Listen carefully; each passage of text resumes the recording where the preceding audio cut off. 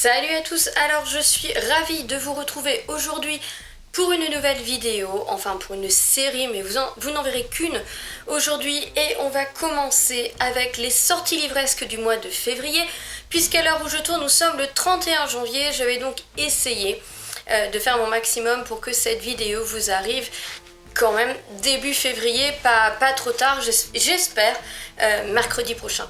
J'espère. En tout cas, on va pas perdre plus de temps et on va commencer tout de suite avec toutes les sorties qui, moi, m'ont marqué sur ce mois de février.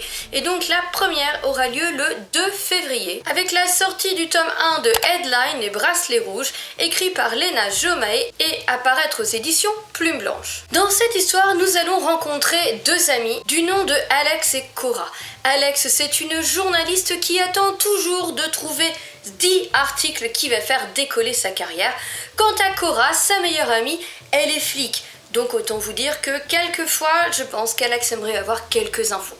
En tout cas, une chose est sûre, d'après ce que j'ai compris, les deux jeunes filles vont se retrouver à enquêter ensemble sur une série d'étranges meurtres qui a lieu dans le quartier surnaturel, un quartier qu'elles font tout pour éviter, histoire d'avoir la paix. Voilà donc différents crimes que rien ne semble relier, hormis un bracelet rouge que chaque victime portait, sachant qu'ici, vous êtes dans un univers qui va être rempli de vampires, de loups-garous, d'anges déchus et on vous promet même des lapins sadomaso.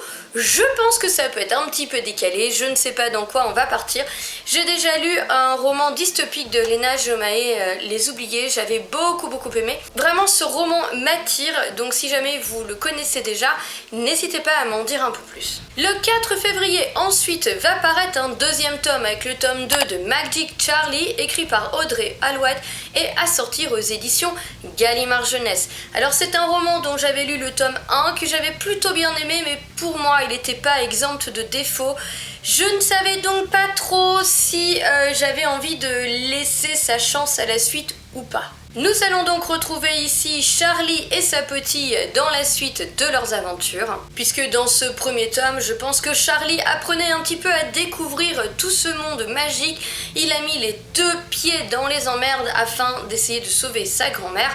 Et donc, eh bien, ici, il va être envoyé à Saint-Fouettard, qui est en fait une institution pour jeunes magiciens indisciplinés. Voilà, je ne vous en dirai pas plus afin de ne pas vous spoiler, mais je pense que de toutes les manières, vous êtes quand même quelques-uns à attendre cette sortie. Toujours le 2 février va sortir une nouvelle série qui s'appelle Pandémon, avec le tome 1, La prophétie de l'arbre, écrit par Christophe Misraki et apparaître aux éditions Fleuve dans leur collection Outre Fleuve, qui est la collection imaginaire. Nous sommes ici dans un monde où 1400 ans auparavant, un conflit énorme a opposé deux peuples, les forces du bien et les malévolents.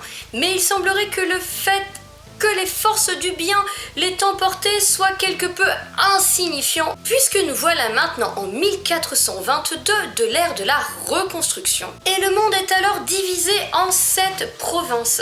Ces 7 provinces sont gouvernées par des rois dont chacun est un peu tributaire, si je puis dire, d'un artefact qui s'appelle l'entité et qui va se transmettre de père en fils le jour de 23 ans du fils. Sauf que dans l'un des comtés, eh bien, le suzerain a 2 filles et pas de fils, dont la première s'approche des 23 ans et donc la transmission de l'entité va se faire à une femme. Sauf que certains suivent une prophétie qui dirait que si l'entité devait tomber dans les mains d'une femme, cela présagerait d'un sort très funeste. Il est écrit que cette transmission serait marquée par la trahison et la mort. Voilà, je n'en sais pas plus, mais je trouve que ça peut être tout à fait original. C'est un thème ici un petit peu classique de la fantasy, d'avoir finalement une femme qui va se retrouver dans une place qu'elle n'aurait pas dû avoir et qui va se battre pour, etc. Bon, c'est un thème assez classique, mais s'il est bien traité, ça peut être, ma foi, fort intéressant. Le 9 février, voilà un petit jeunesse qui va paraître aux éditions Magnard sous la plume de Agnès Marot, que j'aime beaucoup, je suis un petit peu tout ce qu'elle écrit. Il va s'agir de la Ligue des Amis Imaginaires. Je pense que c'est un livre qui est à partir de 12 ans, c'est pour ça que je vous dis, il est dans le jeunesse. Nous allons ici rencontrer 3 jeunes filles, Lina, Astria et Santi. Lina se sent vraiment seule et un jour je pense qu'un petit peu par désespoir elle envoie un message sur les réseaux sociaux auquel Astria et Santi vont répondre. Je pense qu'alors va se créer entre elles un lien vraiment amical, en tout cas amical en tant que copinote. Voilà donc que les jeunes filles se considèrent comme des amies un petit peu imaginaires dans le sens où elles ne se sont jamais rencontrées in real life, mais elles vont décider de créer une ligue, la Ligue des Amis Imaginaires, jusqu'au jour où par un événement que je ne connais pas, Lina va arrêter de répondre à tous les mails, messages, etc. Et du coup, Astria et Santi vont tout mettre en œuvre afin de retrouver leur amie. Ici, nous sommes dans un texte qui apparemment est très graphique et dans le sens où il reprend énormément la mise en page des réseaux sociaux. Je pense donc qu'il va être très ludique à lire. En tout cas, il va se lire très très vite, je pense. Le 11 février, maintenant, direction Pocket Jeunesse avec une nouvelle sortie de Cassandra Clare. Dans le monde évidemment de The Immortal Instruments avec une nouvelle série, Les Dernières Heures, dont le tome 1 s'appelle La Chaîne d'Or. Je ne vais pas vous mentir, je ne sais pas où se situe cette trilogie par rapport à la trilogie de base et les autres trilogies de The Immortal Instruments, puisque en effet, pour l'instant, je n'ai lu que la première, enfin les deux premières trilogies qui vont ensemble avec Clary, ouais c'est Clary je crois, ou Claire, oh merde, je sais même plus son nom, et Simon, et je ne sais même plus le nom du gars, c'est la honte, ça fait trop longtemps que je les ai lus. Bref, la trilogie de base. Le 11 février, toujours, je voulais vous parler d'une sortie qui est une réédition puisque ça sort chez Pocket en poche. Ceci dit, je ne connaissais pas le livre et il m'a un petit peu marqué puisqu'il s'agit de Casanova par Matteo Strucul, où très certainement que je suis en train de massacrer son nom. Et donc comme je vous l'ai dit, cette édition-là sera chez Pocket. Nous sommes donc en 1755 à Venise. Casanova, l'enfant terrible de Venise, est de retour. Les femmes se pâment à son approche, les hommes le craignent mais l'admirent tout à la fois. Et on le dit, je vous lis, aventurier, séducteur, spadassin, kabbaliste, l'homme nage dans les eaux troubles du vice, des trahisons, des duels et des mauvais coups. Son nom, comme je vous l'ai dit, Casanova. Il ne craint ni Dieu, ni maître, ni les manœuvres du palais des doges. Apparemment, la seule chose qu'il pourrait craindre, c'est le regard vert de la femme qu'il aime. Donc oui, c'est Casanova, oui, on va repartir dans la romance. Ceci étant dit, j'aimerais bien m'intéresser un petit peu plus au mythe de Casanova parce que j'ai jamais rien lu sur le sujet. Je ne sais pas si c'est une réécriture ou si c'est une suite inventée ou je sais pas trop. J'essaierai de me renseigner sur le sujet. Si certains connaissent mieux le personnage de Casanova, n'hésitez pas. Le 11 février, toujours, ce sont maintenant les éditions du Chat Noir avec Yellow Jessamine, écrit par Kathleen Starling, qui vont nous offrir une nouvelle sortie. Ici, nous allons rencontrer Lady Evelyn Perdanu, je crois, qui contrôle en fait un petit peu la ville de Delphinium, puisqu'elle en contrôle les transports maritimes, elle contrôle aussi un petit peu toutes les informations qui circulent, bref, voilà une femme qui a le sens des affaires. Sauf qu'un jour, dans sa chère ville, une étrange maladie va frapper les habitants, qui vont devenir complètement obsédés par certains sujets, et leur obsession va inévitablement tous les conduire vers la mort. Evelyn va être convaincue d'être impliquée dans l'épidémie et dès lors elle va se réfugier et s'enfermer chez elle entre sa paranoïa et certains secrets empoisonnés, mais tout de même bien résolu à détruire ce fléau avant que lui-même ne détruise tout ce qu'elle a construit. Je pense que nous allons être dans un style assez gothique. En tout cas, les éditions du Chat Noir, je leur fais toujours confiance. Et donc voilà une nouvelle sortie qui pourrait, ma foi, être fort intéressante. Mais si vous les connaissez, vous savez que les éditions du Chat Noir ont tendance à sortir leurs livres deux par deux.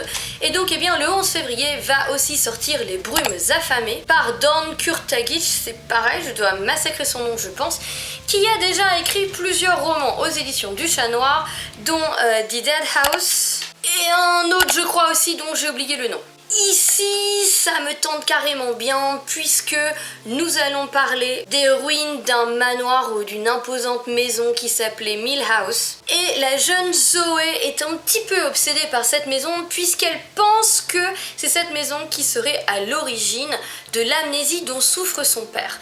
Elle va fuguer, ni plus ni moins, avec son meilleur ami afin d'aller sur place et de mener l'enquête. Sauf qu'une fois sur place, d'étranges événements vont quand même lui faire se poser des questions.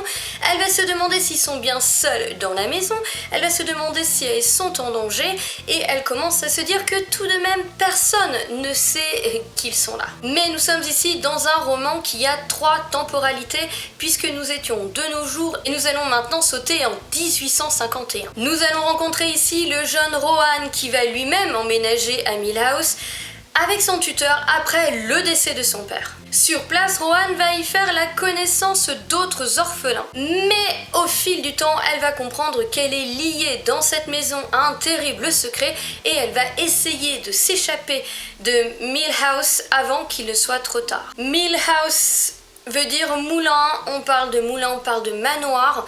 Je ne sais pas trop quelle est cette étrange demeure, mais visiblement elle a l'air de créer quelques soucis puisque nous allons basculer dans une 3e époque et nous retrouver maintenant en 1583. Nous allons ici y suivre Hermione qui est une jeune mariée et qui va suivre son mari dans des terres un petit peu désolé, vide du pays de Galles où celui-ci a décidé de créer une maison et son moulin. Mais bientôt, des rumeurs vont se propager, des rumeurs qui diraient que des rituels sataniques auraient lieu dans cette demeure. Nous avons donc ici 3 femmes, 3 époques et a priori tout est lié par un pacte impie.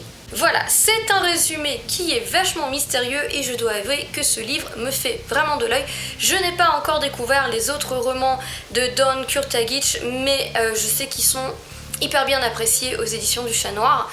Donc je ne sais pas encore lequel va être la première lecture de cette autrice. Mais en tout cas, franchement, dans le style un petit peu atmosphère gothique, lourd, etc., à mon avis, ça va envoyer. On reste encore le 11 et cette fois-ci, on se dirige vers les presses de la cité avec les voleurs de curiosités, écrit par Jess Kidd. On vous fait une petite phrase d'accroche que moi j'aime bien, qui est un peu, qui pique un peu la curiosité. Londres n'est-il pas l'endroit idéal pour cacher une enfant remarquable? Et dans la mesure où elle est remarquable, eh bien Londres ne manquera pas d'acquéreurs potentiels. Déjà, ça vous balance tout de suite dans le style, quoi. Déjà, vous avez un gamin et on se dit qu'il est possible de le vendre. Ça, c'est fait. Donc en fait, vous êtes en 1863 à Londres. Nous allons rencontrer ici Brady Devine qui semble être un détective spécialisé dans les cas un peu particuliers. Mais d'après ce que je comprends, il va quand même être face au cas le plus complexe de toute sa carrière. Christabel Berwick, l'héritier d'un baronnet, a en effet été kidnappé. Jusque-là, me direz-vous, rien d'anormal pour un détective. Oui, mais Christabel ne semble pas du tout être une enfant comme les autres. Son existence a été cachée aux yeux de tous et a priori ses étranges talents ont tendance à effrayer son entourage. Et en même temps, ces mêmes étranges talents auraient tendance à, attirer de collectionneur de curiosités. On vous dit que Brady va tout mettre en œuvre pour retrouver la jeune et qui va se retrouver plongé dans un monde de chirurgiens, démons et de saltimbanques. Enfin, des saltimbanques mercenaires, s'il vous plaît. Et comme si cela ne suffisait pas dans l'étrange, il va être aidé dans sa quête par le fantôme d'un tatoueur boxé. Non. D'un boxeur tatoué. N'importe quoi, il va se retrouver aidé dans sa quête par le fantôme d'un boxeur tatoué. On va mettre les mots dans le bon ordre. Je vous lis pour finir ce que le roman vous promet. Résurrectionniste, chimiste excentrique, créature aquatique légendaire, autant de personnages qui hantent les pages de ce roman lyrique et gothique où le spectacle est roi, mais qui fait la part belle à une enquête digne des plus grandes énigmes policières. C'est sûr que comme ça vend du rêve. J'espère qu'on va pas justement trop partir dans le perché onirique. En tout cas, si certains d'entre vous ont déjà découvert ce roman en avant-première, n'hésitez pas à faire signe. Allez, on va ensuite passer au 17 février avec une sortie de chez Milady que je vais acheter, c'est certain, puisqu'il s'agit du 7e tome de Black Wings, écrit par Christina Henry et évidemment apparaître chez Milady. Je vous ai déjà tanné 150 millions de fois avec cette série, je ne vais donc pas vous faire l'affront de vous en parler une fois encore. C'est de l'urban fantasy, c'est drôle, c'est frais, c'est génial. Maintenant, on va passer au 18 février et on va se diriger vers les éditions Nathan qui sortent une sortie jeunesse des 10 ans. Mais vous allez comprendre pourquoi le pitch m'a intéressé. Il s'agit de Nécropolis, le tome 1, une ombre dans la forteresse, et je l'ai notifié parce que l'auteur est Fabrice Collin. Et surtout, ça commençait par la phrase d'accroche « Bienvenue dans le plus grand cimetière du monde ». Et là j'ai fait « Toi ?» tu m'intéresses. J'ai du coup vraiment adoré le contexte de base puisque c'est vachement gothique pour des enfants. On va se trouver dans une ville cimetière et on va rencontrer ici 4 enfants qui sont apprentis à l'Institut Saint-Ange. En fait, cette école a pour but de les préparer, de leur enseigner à devenir les prochains gardiens de Nécropolis, la cité où sont enterrés des milliers de morts mais qui n'ont pas trouvé le repos. Tout se passe plus ou moins bien dans leur vie remplie de morts vivants jusqu'au jour où une menace bien plus terrible que ces morts sans repos va s'abattre sur eux. Voilà, alors oui c'est du jeunesse, mais moi un pitch comme ça, je suis désolée mais je pouvais pas passer à côté. Toujours le 18 février, toujours chez Nathan, une autre sortie dans un style complètement différent, mais que j'ai trouvé pas mal dans le style ado, notamment pour les nanas. Il est dès 13 ans, il s'appelle Sois belle et bats-toi par T.S. Easton. Nous allons rencontrer Fleur ici qui a 16 ans, qui apparemment ne prend pas beaucoup de choses au sérieux et un jour elle va atterrir dans une salle de boxe pour se marrer un peu par défi, etc. Sauf que elle va commencer à frapper dans le sac et elle va trouver que c'est quand même étrangement satisfaisant. Du coup Fleur va y retourner, mais et ben voilà, elle va devoir faire face aux clichés dont on veut la bombarder. Sa mère n'apprécie pas vraiment qu'elle aille boxer puisque sa mère est surprotectrice. Quant à son petit ami, il apprécie guère cette fille qui devient de plus en plus indépendante et musclée de jour en jour et qui commence à avoir un appétit d'ogre alors qu'elle ne devrait pas puisqu'une jeune fille est censée manger comme un petit moineau, n'est-il pas? Et donc il semblerait bien que cette jeune fille est prête à casser son image de fille lisse, de péter tous les clichés afin de monter sur un ring et de pouvoir s'exprimer, et j'ai trouvé que c'était super bien à faire lire justement pour les ados, pour casser les codes, casser les clichés et montrer que bah oui vous pouvez vous défendre, oui vous pouvez avoir la niaque dans la vie. Et j'ai trouvé, enfin moi personnellement je pense que je vais le lire, je pense que ça peut être un roman ultra intéressant. Il est à partir de 13 ans, mais ça je vous l'ai peut-être déjà dit. 19 février maintenant avec une parution des éditions ActuSF avec XDI de Damien Snyers, dont j'avais déjà lu un roman de fantasy qui s'appelle La stratégie des As et que j'avais beaucoup aimé. C'était de la fantasy avec des elfes, etc. Dans un monde qui était assez drôle, hein. Il y avait pas mal d'humour, il devait faire le casse du siècle, etc. J'avais bien aimé, il y avait de l'idée, et d'après ce que j'ai compris, XDI se passe dans le même univers. Sauf que de ce que j'en comprends, le roman est indépendant. Donc en fait, dans ce monde-là, vous allez avoir un petit côté steampunk avec les machines à vapeur, etc. Mais vous allez aussi retrouver des elfes, des trolls, tout ce genre de créatures. Ici, plus particulièrement, vous allez suivre une humaine et un elfe qui vont tenter de sauver leur peau. Elle est membre d'une organisation secrète et surtout, elle possède un artefact ultra convoité. Et lui est un gentleman cambrioleur qui apparemment aurait eu les yeux un peu plus gros que le ventre. Sauf que d'après ce que je comprends, la personne qui va les poursuivre serait du genre à refuser de mourir, ce qui va quand même peut-être compliquer quelque peu leur tâche. Bref, je pense qu'on va repartir dans ce même genre d'univers où ça va bouger, c'est sans prétention mais ça bouge bien. Enfin, la stratégie des As c'était ça, et il y avait pas mal d'humour. Et en fait, vous aviez un petit côté, un petit côté Arsène Lupin catapulté dans un monde de fantasy un peu steampunk. Enfin, je sais pas si vous voyez le mélange. Ça peut paraître bizarre, mais moi je trouvais que sur la stratégie des As, ça marchait vachement bien. Le 24 février, un roman qui est magnifique, qui est écrit par Adrien Thomas, à sortir chez Rajo. Dans le même style qu'Engrenage et Sortilège, il va s'agir ici de Dragons et mécanismes. Ça fait rêver. Juste le titre, il fait rêver. Nous allons rencontrer ici Dag, qui est un voleur et aussi un espion. Il vit de cambriolage, de petits larcins, et en fait, il y a un moment, il va être envoyé en mission de surveillance et il va assister à l'agression d'une personne du nom de Mira, qui aurait fui son pays apparemment. En fait, c'est une adolescente, cette Mira, et d'après ce que j'ai compris, elle est archiduchesse et elle est poursuivie par un homme qui veut l'épouser, mais elle n'a pas du tout envie.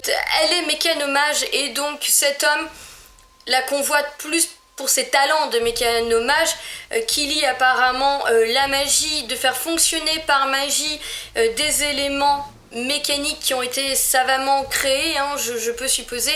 Donc on peut supposer que la magie va agir sur des inventions steampunk et qu'on appelle les personnes capables de le faire des mécanomages et que Mira fait partie de ces mécanomages. Du coup, Dag va essayer de sauver Mira, va réussir, les deux vont être blessés et les deux vont être forcés, contraints de se cacher, sauf que la jeune Mira, elle est hyper déterminée et d'après ce que j'ai compris, en plus c'est l'héritière d'un trône et voilà, elle voudrait pouvoir aussi accessoirement récupérer son trône et je pense qu'elle va emmener Dag dans toute une aventure puisqu'on vous dit qu'ils vont se retrouver au cœur d'un territoire hostile quasi inexploré et peuplé de dragons sanguinaires. Voilà, donc ça a l'air quand même vachement intéressant. 25 février est la date qu'ont choisi les éditions de Saxus pour leur nouvelle parution, Les Saisons de la Tempête par El Cosimano. Nous allons rencontrer ici le personnage de Jack Sommers qui va être confronté à un choix assez dément puisque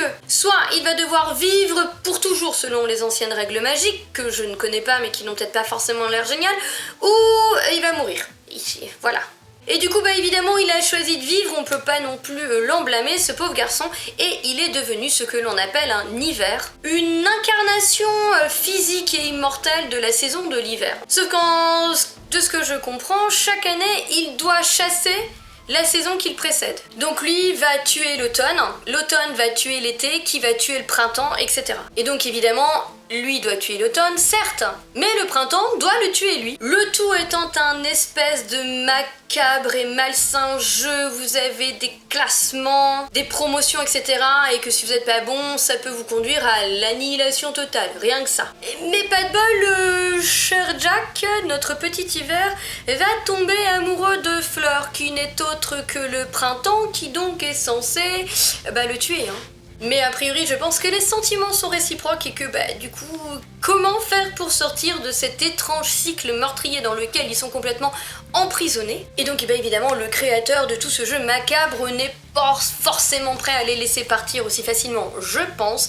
Et on vous dit que le printemps et l'hiver, ensemble, seront la tempête. Voilà, ça a l'air génial et c'est chez De Saxus. Franchement, j'ai hâte d'avoir des avis là-dessus. Et bien écoutez, voilà, c'était la dernière sortie livresque dont je voulais vous parler pour ce mois de février. Il y en a quand même un certain nombre, même s'il y a eu des mois, il y en a beaucoup plus, mais je sais pas si vous avez vu, mais il y a quand même un certain nombre de sorties qui ont l'air carrément géniales. N'hésitez pas à me dire en commentaire de votre côté les sorties qui vous ont intéressé et que je n'aurais pas mentionné, ou celles qui vous intéressent et que j'aurais mentionné. Si la vidéo ne vous a plu, n'hésitez pas à laisser un petit pouce en l'air et à vous abonner, ça fait toujours extrêmement plaisir, ça donne vraiment le sentiment d'être soutenu et franchement ça fait du bien.